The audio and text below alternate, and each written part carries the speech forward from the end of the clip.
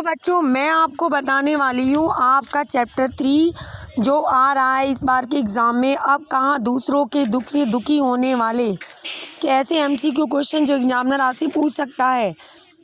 सुलेमान की क्या विशेषता है कि वह जीव जंतुओं की भाषा समझता है। चींटियों को सुलेमान ने क्या कहकर धीरज बंधाया कि मैं मुसीबत नहीं मोहब्बत हूँ। शेख अजाज किस भाषा के कवि थे? सिंधी भाषा के। शेख अजाज के पिता ने खाना खाते समय अपनी बाजू पर क्या देखा? एक चयोटे को रेंगते हुए। लश्कर को नूह का लक़ब से क्यों याद किया जाता है?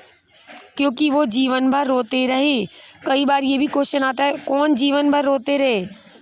तो आपको इसका पलट के भी आंसर याद करना है। लेखक के अनुसार इस धरती पर किसकी अधिक हिस्सेदारी है? धरती पे रहने वाले सभी प्राणियों की।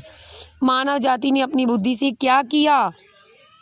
प्रकृति और मनुष्य के बीच में बड़ी बड़ी दीवारें खड़ी कर दी। अब जीवन कैसे घरों में सिमट गया है? डिब्बानुमा घरों में। बड़े बड़े बिल्डर समुद्र को पीछे क्यों धकेल रहे हैं? ताकि समुद्र की ज़मीन को हथिया सकें।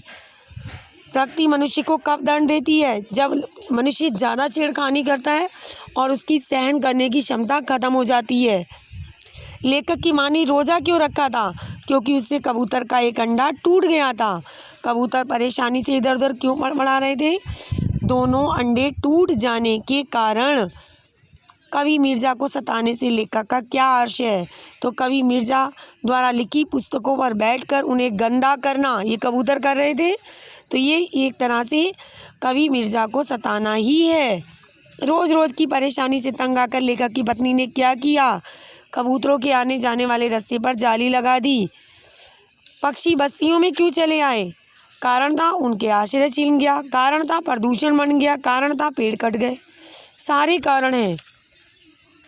और इन सब का प्रकृति में असंतुलन का मुख्य कारण क्या है? तो बच्चों कारण एक ही है, जनसंख्या का बढ़ना। इसी के कारण ये सारे कारण उत्पन्न हो रहे हैं। और पृथ्वी को हिस्सों में किसने बांटा है? मनुष्य की बुद्धि ने। इसी कारण परिवर्तन भी आता है। नेचर का गुस्से का नमूना कहाँ देखने को मिला? मुंबई में। और मानव और प्रकृति के बीच में कैसा असंतुलन है? बिना मौसम के बरसात हो रही है, नए रोग पैदा हो रहे हैं, प्राकृतिक आपदाएं आ रही हैं। खिड़की पे जाली लग जाने पर अब कबूतर कहाँ बैठते थे? खिड़की के बाहर। लेखक की पत्नी को कबूतर का आना जाना क्यों अच्छा नहीं लगता था? क्योंकि वो नुकसान करते थे। कबूतरों ने लेखक के घर कौन सी परेशानी खड़ी की थी? एक तो किताबें गंदी की, दूसरे चीज़ें तोड़ रहे थे।